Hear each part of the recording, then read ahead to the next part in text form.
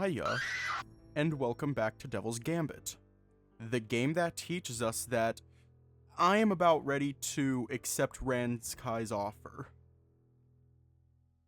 Anyways, let's just hop right in.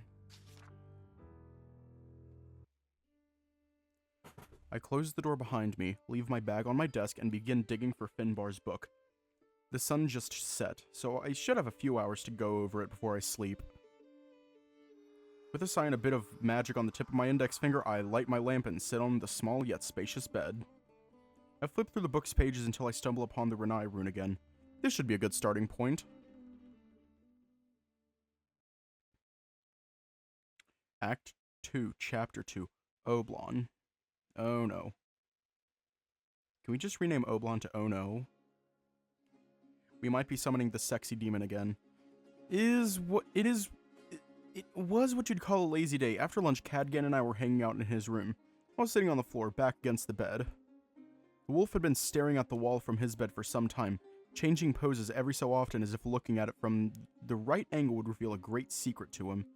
Right now he was on his back, letting his head hang off the edge of the mattress as he continued to stare. Cadgan, do you want to read something? Nah, I don't feel like it. He's doing a JoJo's Bizarre Adventure pose. He rolled over and his gaze shifted to me. What's Oblon like? Oh, Oblon is great. It's smaller than ranzkai, but much warmer. There are these vast pastures full of bugs and all sorts of plant life. Stop there, close your eyes, and focus. You can hear the earth's breathing. Really? Are you sure it's not just the breeze? I don't know, he's posing right now. Sure it's not just the breeze? No, it's the sound of the gods' spirits at work, but I guess it's hard to believe it until you go there and do it yourself. ranzkai is silent by comparison. It's almost like the earthen spirits here are gone or hiding. If you went to my hometown, you'd notice the difference right away. Although considering that most of ranzkai's stories were about demons, maybe that was for the best. What about the people? I bet they pick on you a lot. All the other kids are afraid of Dad, so they don't. What is there to be afraid of, that ugly mustache? Damn. I punched him in the shoulder, but Cadgan just laughed it off. The young wolf sighed, took a big breath, and stared into the wall again. Oblon sounds nice. I'd like to visit. Too bad it'll be gone soon. Huh?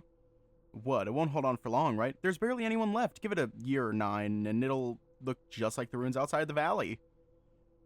Cadgan never said that. What's gotten into you? Come on, Hector.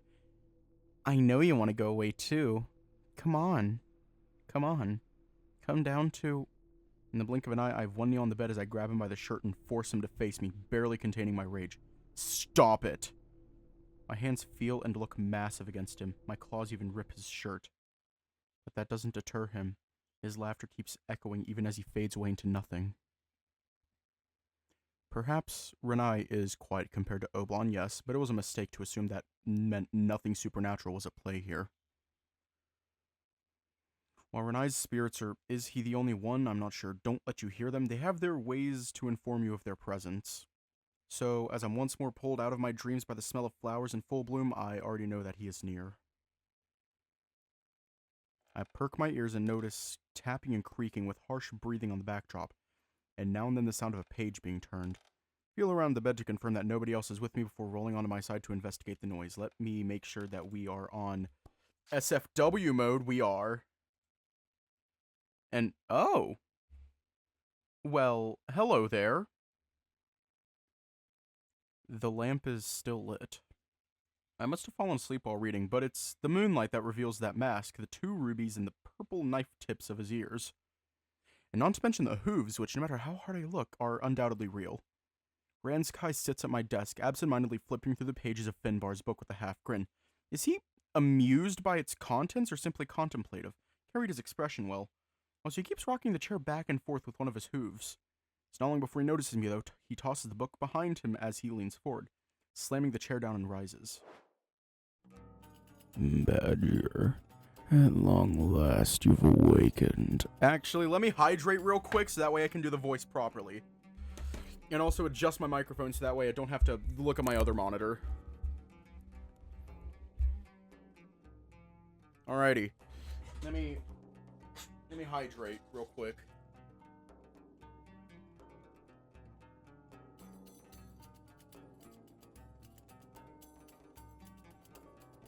We stand hydration in this chat. We stand hydration in this chat. Alright. Badger, at long last you've awakened. A twisted smile forms on his face and I reach out for the lamp, holding on to it to bash him in the head with it if he attempts to get close. The demon's arms drop and he breaks into laughter. Take the chance to get out of bed so I'm less vulnerable, or so I hope. Either you know nothing about my kin, or even more dull-witted than I thought. Have you forgotten the rejection spell I generously granted you? I won't listen to anything you have to say, demon. Don't think I'll give up on my soul to you. What happens next puzzles me. The wildfire in his eyes flickers as if my rejection could extinguish it. However, it only lasts an instant before a more sinister sheen takes over. The glimmer of a seasoned hunter that recognizes the sort of prey he's dealing with. How many men must have rejected him in his lifetime only to kneel before him in the end? Should I use the other mic? Oh, here, let me just... I'd be a fool to think myself untouchable. Last night he already breached my defenses, pinning me against the wall, weakened my legs, and every time he spat out venom, my heart skipped a beat. And he's aware of it all. I see as much in his eyes. That's what makes him so dangerous. Fascinating. Last night you were just a nudge away from bending over and accepting my deal. But then you spend a day digging around like a worm, and suddenly think you have the backbone to deny me. Please stop embarrassing yourself. Is all this demon hunter make-believe your way of distracting yourself from Cadgan? Don't. Leave him out of this. How could I do that when he's at the heart of it all? But I digress. I'm not here to torment you, Hector. Not this way, in any case. What do you want, then? If you want my answer to your deal, then the answer is no. I said I'd grant you time to consider it, and I'm keeping my word. I don't demand a definitive answer so soon. Rather, I want to show you something interesting. Follow me. Follow you? Where? Into the forest, of course. What's with the face? Don't tell me you're afraid. You trespass into my valley, but a little night stroll is too much. It's not that. Then there's no problem. No. It's time to drink water. Bitch! It's time to drink water. Can we suck on his tits water. while we walk? It's time to drink water. How would that work? I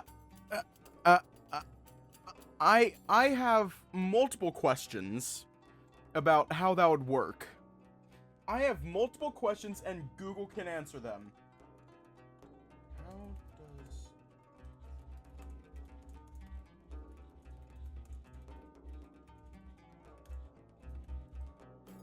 I have multiple questions.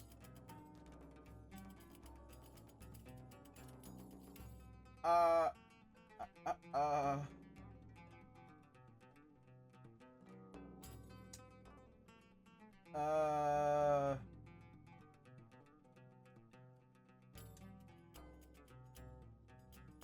that answers that question.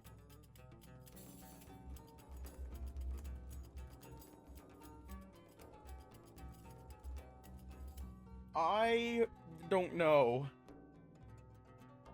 That does not answer my question, and it just creates even more concerning questions.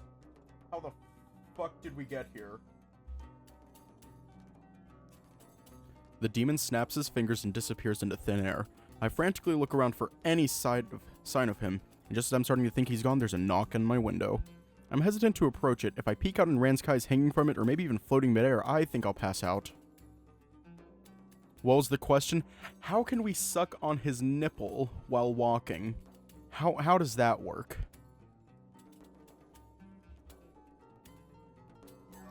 But all I see once I gather the courage to get closer is the starry sky and the silhouettes of the trees and mountains.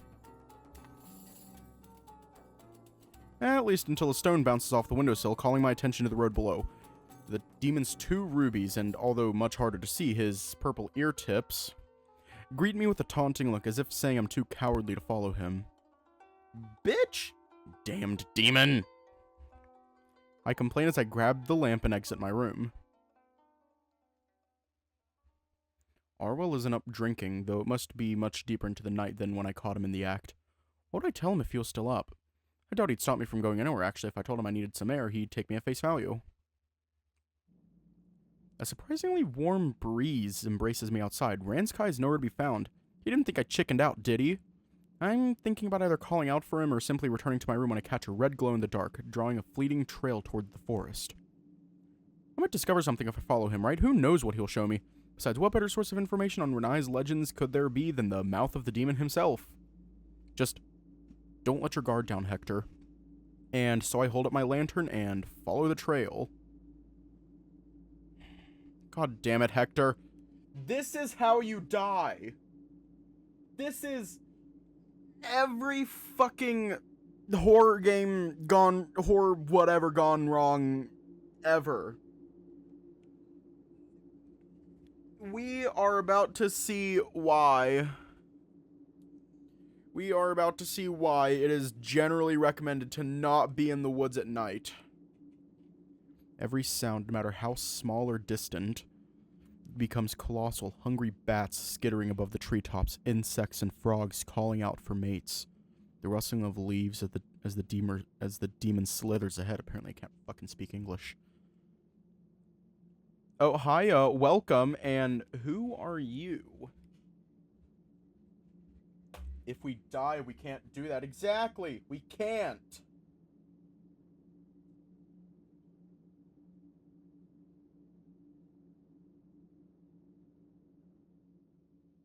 Yeah, hiya, welcome. Ironically, it's only now that I realize how much smaller the trees seem compared to when I was a child. I suppose my imagination used to exaggerate their size in the dark.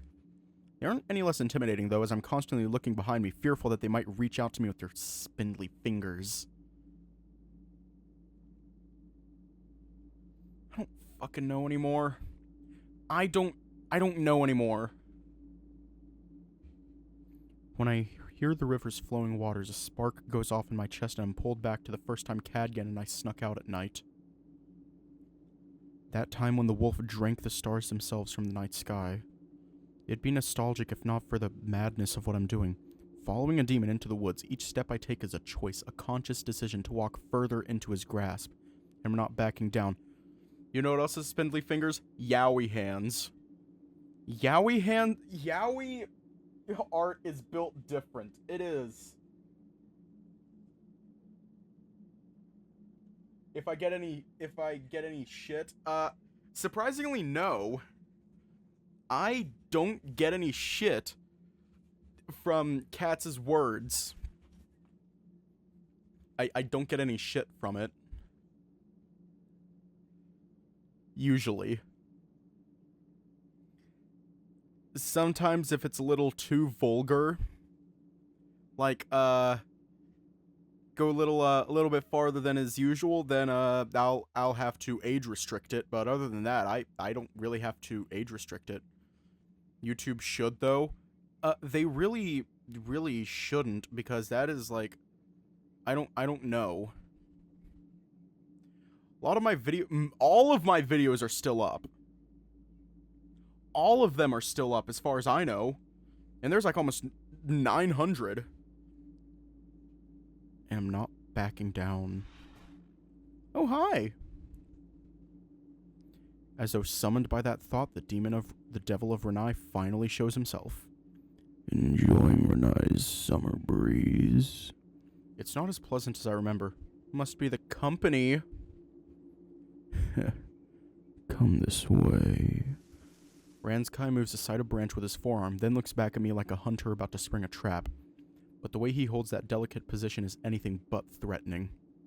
Then it strikes. This land, the water that flows through it, all life and death around us, it all belongs to the devil of Ranai. He's no lord, but this land's and its people's ancient deity. This last moment of hesitation is that of a priest about to grant a revelation to a mortal. Well, go ahead. Right. The night river is just as I've been picturing it these last 9 years. Past the frame of greenery there are rough starlit brush strokes. Flowing downstream, the water's surface rippling, shining as if jewels were resting on the riverbed. And yet as beautiful as this all is, Ranzkai's smirk is dripping with mischief and trickery. What the fuck are you planning? He discards his bracers on the riverbank, and as he steps into the starlit waters, sinking at only his feet and calves, it hits me that the truly astonishing thing here is the demon himself and how far he's pulled me into his domain. I am going to pull up the sensor because I don't fucking trust him. I don't trust him. He is going to expose his penis to us, and I don't appreciate that. I don't know about you, but I don't exactly want to see his penis. I don't exactly want to see it. I mean, it's... I don't know.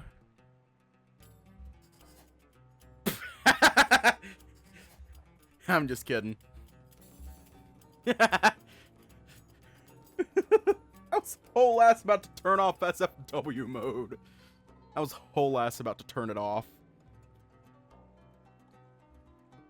Oh! Oh, shit. Oh, shit. Hang on.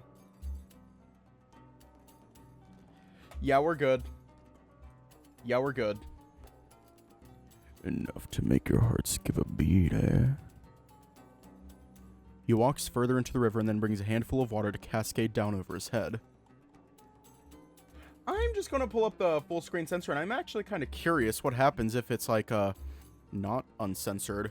I'm a little curious, so that's why the full screen sensor is up. Yeah, nothing changes. I'll be sure to post the uncensored versions.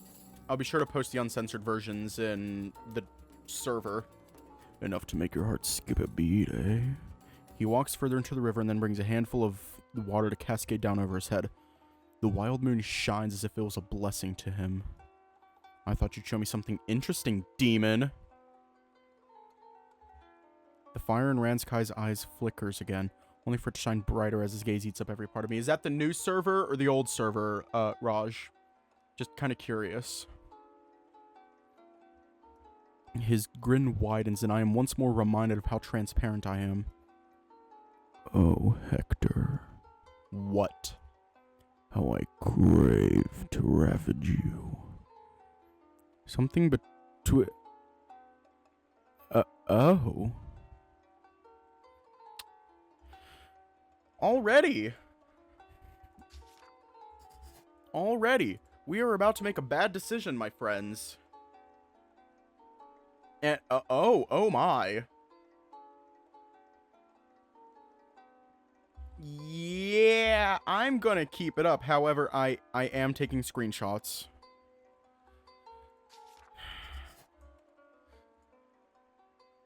Yeah, I'd say that this is a bad decision. Yeah, this is a very bad decision. Yeah, he's friendly and inviting, but, like, it's still a bad decision. Something between a sigh and a snarl follows those words, and then almost violently the demon undoes his buckle and lays everything... Oh. So focused was I on his eyes that I'd completely...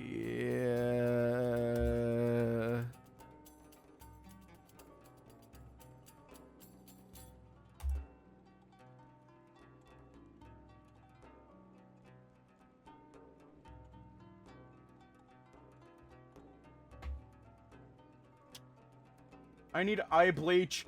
I need eye bleach. I need more eye bleach. Lucian, protect me! The power of Christ compels you.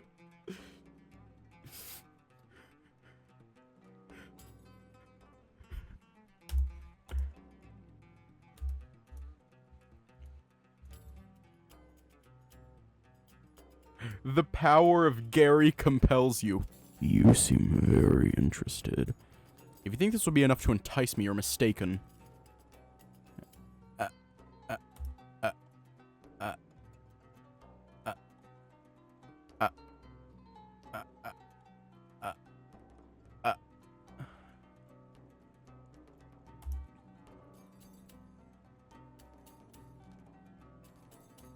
Okay, I'm officially uncomfortable. I am uncomfortable. Because now he's referring to himself as our daddy, and I don't know how to feel about that. Oh god.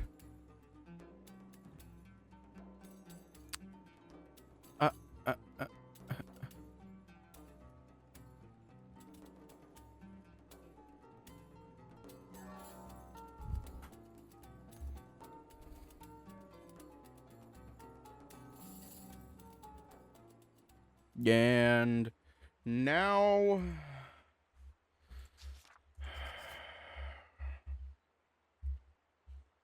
I hate this. I hate this so much.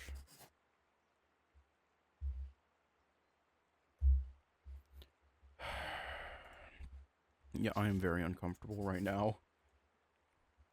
When I don't respond to his provocation, ranzkai simply goes back to washing himself in silence, but that grin doesn't leave his face for even an instant. A scheme brews in the cauldron that is his head until it overflows, not as foam or as a noxious green substance, but in the form of a question I don't at all suspect. Why were you away for 9 years? Excuse me?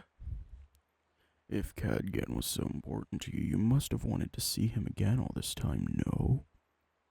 So why return only now?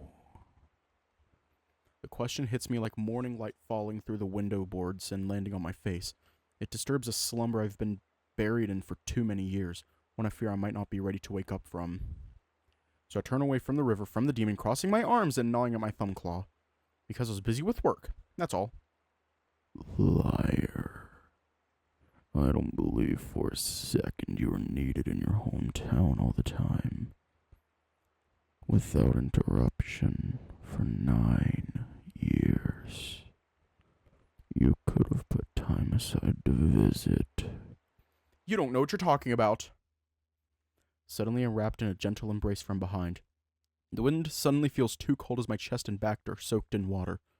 But it doesn't bother me, because alongside ranzkai's next words, no, his very breathing, comes out an emotion more intense than the heat of Finbar's forge or even the festival's bonfire, one that could set our surroundings ablaze.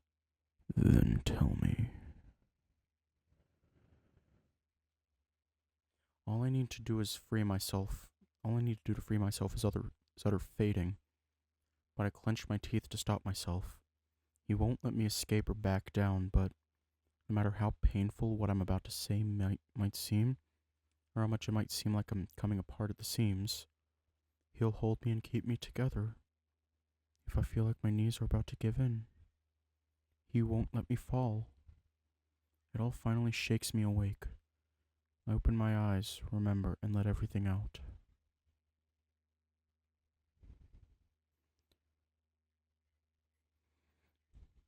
I remember once sitting across from Dad on the dining room's empty table. The pungent smell of herbs coming from him stung my nose. I wasn't used to the odor resulting from brewing elixirs back then. It wasn't the first night like that, nor would it be the last. When I asked him why we weren't eating, he sighed and shot me a serious look. Hector, to a town, money is like lifeblood, and we are another part of that same organism, he said. Eventually I learned the saying came from Mr. Mulgrew, but I first heard it from Dad. I didn't get it, but I could tell that it didn't please him when I asked that question, so I never did again. Okay, we can lose the eye bleach.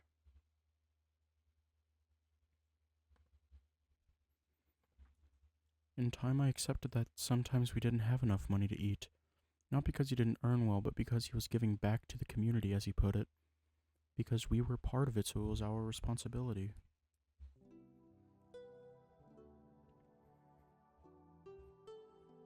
Okay, I'm going to put down the sensor. If I get flashed, I am going to scream. I am going to scream at the top of my lungs. Let me make sure that we're good. Yeah, we're good. For as long as I can remember, Oblon had been a place that barely scraped by in terms of money. And it remained that way until around a year after my last visit to Ranai 9 years ago. And Dad, I can't say for certain why he held such adoration for the town. It went beyond love for the place one grew up in. It was almost as if, to him, this idea of being part of something greater was a source of pride. Or perhaps he was continuing Grandpa's legacy. Well, that's a very similar idea. And that devotion would prove so great that it'd lead him to give his life for the town. While Oblon needed our support every once in a while, things only spiraled out of control once the plague reached town. So many got sick and died, and the plague spread to the cattle. The local lord prohibited the afflicted towns from exporting meat, and this led to the slaughterhouse shutting down. Oblon was left to fend for itself, without its primary source of income and any support from the lord who poured all his resources into protecting his most profitable lands. Dad worked himself to the bone trying to contain the plague, researching a cure, trying to gain an audition with the lord to beg for help. Tried to help him in any way I could, but it was futile. Eventually he contracted it himself. It started with the fever, but within days, the illness drained him of his strength. As hard as he pushed himself, he couldn't work anymore. And soon, he couldn't even get out of bed, and needed help even to eat. I went over his research, tried investigating myself, and sent letters to anyone I could think of that might have made progress towards a cure. But to no avail. Every day he faded a little more. The intelligence drained from his eyes, replaced with pain. Then by a look like he'd rather be dead. And finally, nothing. I watched it happen every single day as I fed and took care of him. Maybe he died much earlier than I realized. I could have been taking care of a corpse for who knows how long and not realizing it either out of insanity or denial. But most likely, these are just things I think to comfort myself, because I would have rather he died early than to have suffered in such a horrible state for that long. I'm pulling up the sensor. At that point, I became as reckless in treating the plague as he had been, not out of devotion, but in my case, because I just wanted it all to end, either out of being too much of a coward to take my life, or perhaps seeking punishment for my failure. Part of me hoped the plague would take me as well. That time never came, of course.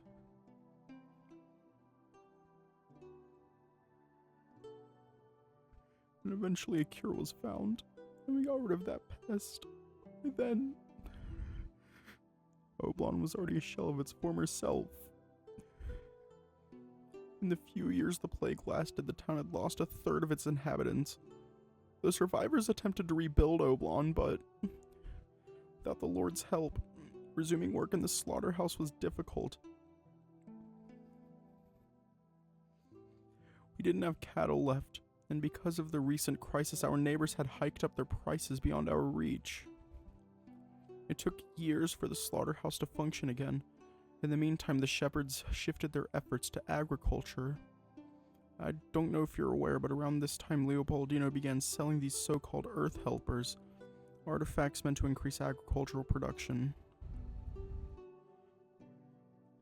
We needed them. We couldn't compete with the other towns otherwise.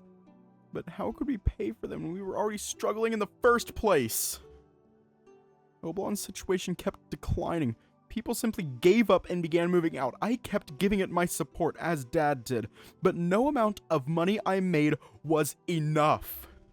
You asked me why I didn't return earlier. The truth is, for years, every time I woke up and went outside, it was as though I was trying to cure Dad again. That hell never ended for me. Every time somebody left and the town became a little emptier, every time a home, farm, or store was abandoned and fell into ruin, it was as though I was seeing him fade away.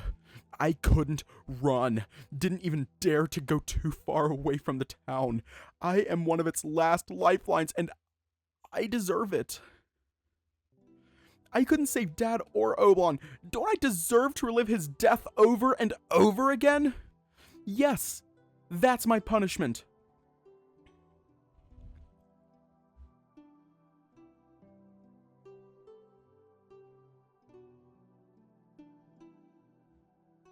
Punishment, eh?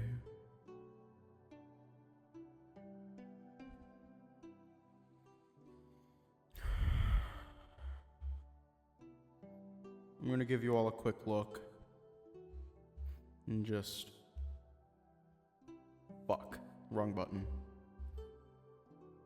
There we go. And I'm gonna pull up the sensor. The demon raises a hand and rubs my cheek, wiping away my tears. Then we stay still, surrounded by the sound of flowing water and my sobbing. For how long do I remain in the demon's arms? How long would be enough to make up for these last 9 years? It'll never be enough. I know Dad's face during his final days will haunt me for the rest of my life. And yet, Ranzkai's arms won't let me falter, nor fall to my knees. I look up and our gazes meet. From below, it looks as though the moon sits on his head like a crown. But of course, he's the ruler of this forest and the valley beyond. And the night feels so comfortable under his warm shadow. Once my crying subsides and he gets a feel I won't fall apart the moment he lets go of me, his grip loosens up and he steps away. I had noticed I'd been holding on to his arm all this while.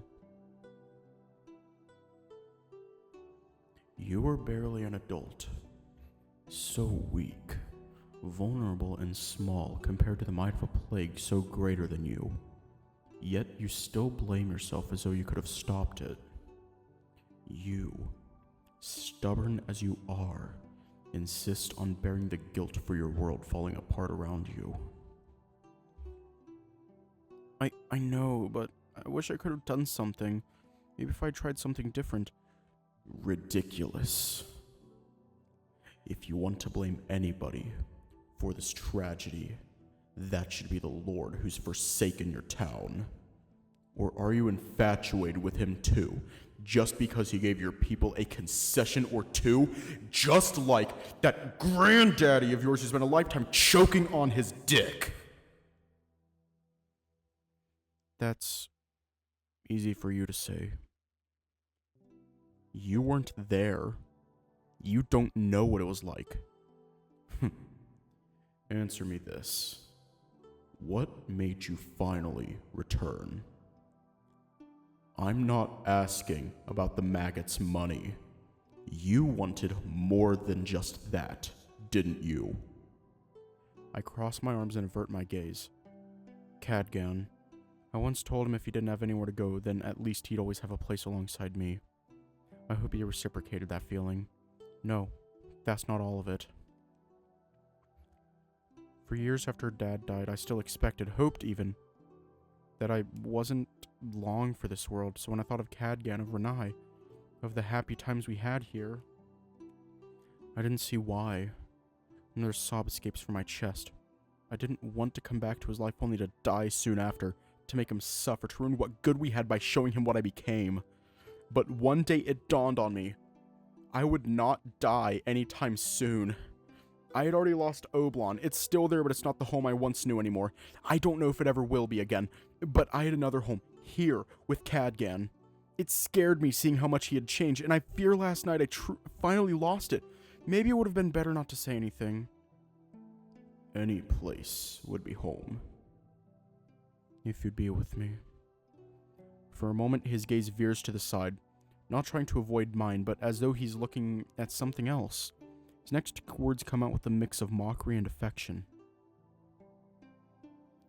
You've been waiting a long time to hear that, haven't you? From Cadgan. Maybe I'm not what you expected. I'm wild, terrifying, and unlike anything you've ever seen. But is that not all you've ever wanted? It's No. time to drink water. It's time to drink water. More. He makes a gesture inviting me to gaze upon not only his form, but what it represents. The disruption and terror of a being that exists outside of nature as we know it. A rebellion against life itself. Cadgan can't give you this, so let me do it. He is much more than what I wanted, but he's still doing what I had hoped from Cadgan, from the way he talks to me, how forward and aggressive he is, and especially from how he made me open up about Oblon. Could all be a trick to make me lower my guard, but what would he have to gain? Last night he said he wanted to mend my heart, and in the process he would feed. Perhaps that genuinely was the whole truth. He's been doing nothing but giving me all I want. Ranzkai holds my shoulders and looks me in the eyes. You can still have it, Hector, if you haven't given up.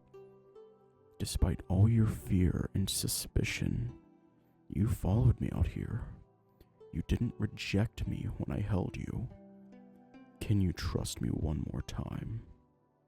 Enough to find a home in me. Hector, this has to be... Will you really give me that? The fire in Ranzkai's irises burns true. His words, sometimes kind and sometimes spiteful, are like the caress of an old friend. He's not lying. I just can't imagine that he is. He just grins in response, and I'm truly back home. I don't notice I'm back to crying until the demon wipes the tears off my face and licks them off his fingers. Then he asks if he hadn't just done that. What's wrong? What isn't? My hometown is on the brink of vanishing, and I might have ruined my relationship with Cadgan. Today we could barely look each other in the eye, you know, and after we had such a great time at the festival, that hurt. I've been trying to ignore it, but it really hurt. And now I'm considering giving my soul to a demon. It's so absurd I bitterly chuckle. I want to take it. Oh, how forward. I mean your deal. Are you sure? You don't need to decide now. No, I don't want to have the time to second guess myself. I don't know if I'll have the courage to take this step later. Ranzkai looks at me from head to toe with a grin. He's thinking about what an obedient little morsel I turned out to be, most likely. Hector, it's been one fucking day! Oh my god, do us all a favor. Start thinking with your brain. Think with your brain, not with your ass. Like, we get it, Hector. You're a bottom. Can you please think with your brain and not your ass? Thank you. But that in itself is a reward. After a long minute, the demon offers a glowing hand. Go ahead then. Take it. And don't worry, you're making the right choice. You're meant to belong to me, Hector. But it's been years of trauma and self-denial. He's all sorts of out of it. Yeah, he is. My hand's shaking like the first time I grabbed his scalpel. Right. Dad had stopped me then and said to hand it to him. That I'd have to try again later. But no one's here to stop me now. The future I want is right before me, and after far too long, I seal it as my fate with a handshake. Ranzkai's grip tightens as the glow intensifies and then vanishes. Is it done? Naturally. Huh. Thought it'd be more dramatic. I don't feel any different. Oh, were you expecting to turn to my thrall? I can arrange that if you'd like. That is not what I said. The demon cackles as he swiftly moves behind me. In the blink of an eye, he's holding me and resting his head on my shoulder. I swallow saliva and meet those shining rubies of his.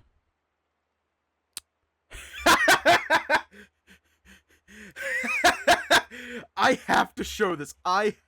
Because that is beautiful. The censorship is beautiful. The censorship is beautiful.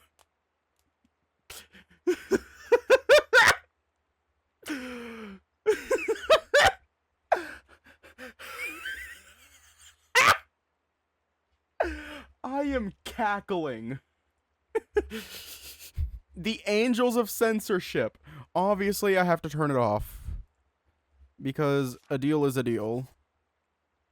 And, oh, already. We got, yeah. You just saw censorship. Yeah, this is, yeah.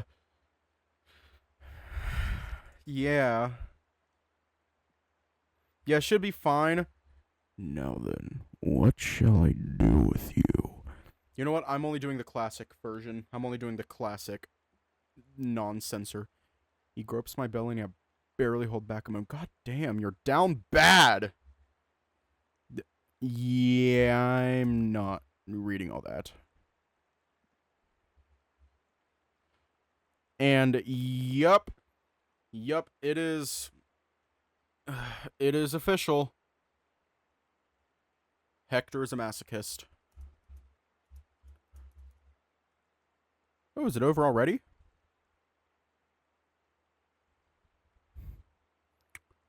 Aww. Let me turn on censorship. Sad. I'm sad now. I almost stumble face first into the riverbank when ranzkai lets go of me. As soon as I regain my balance, I turn around, but he's nowhere to be found. And neither are the bracers or his loincloth.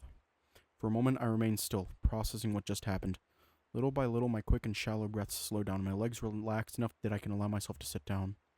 1, maybe 2 minutes later, I pinched my arm. I felt it. It hurt. This is not a dream.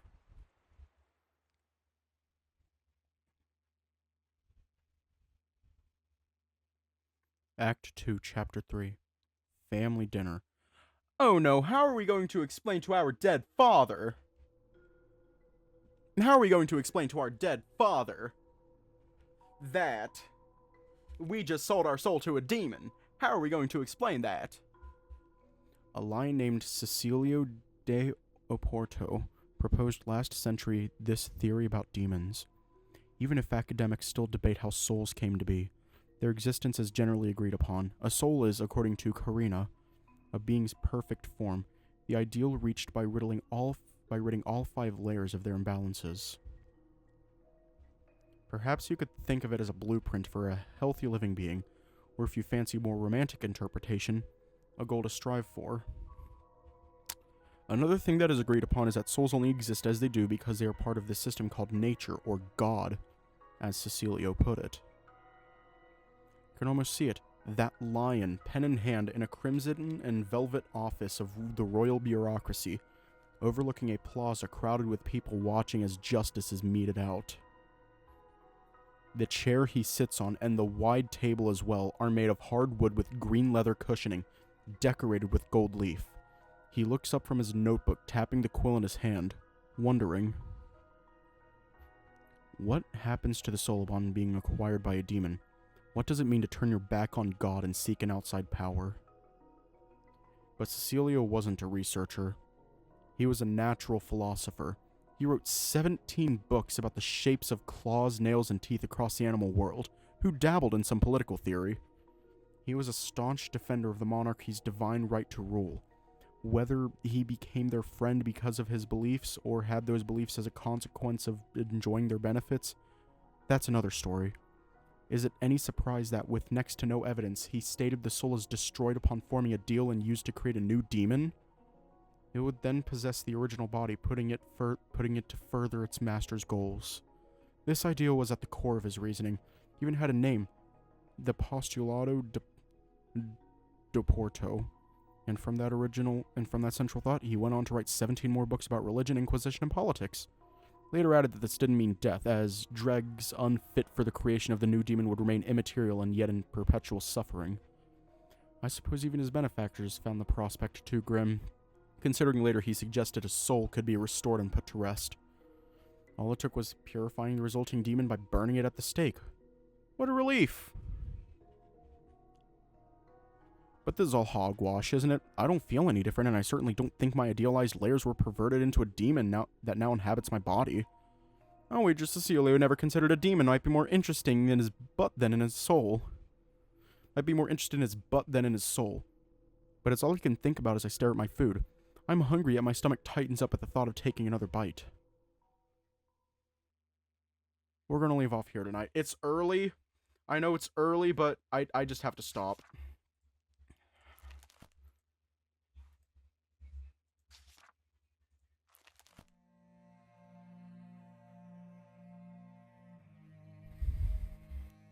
Yeah. We got demoned. Anyways, stay safe, have a good night, and I will see you all tomorrow.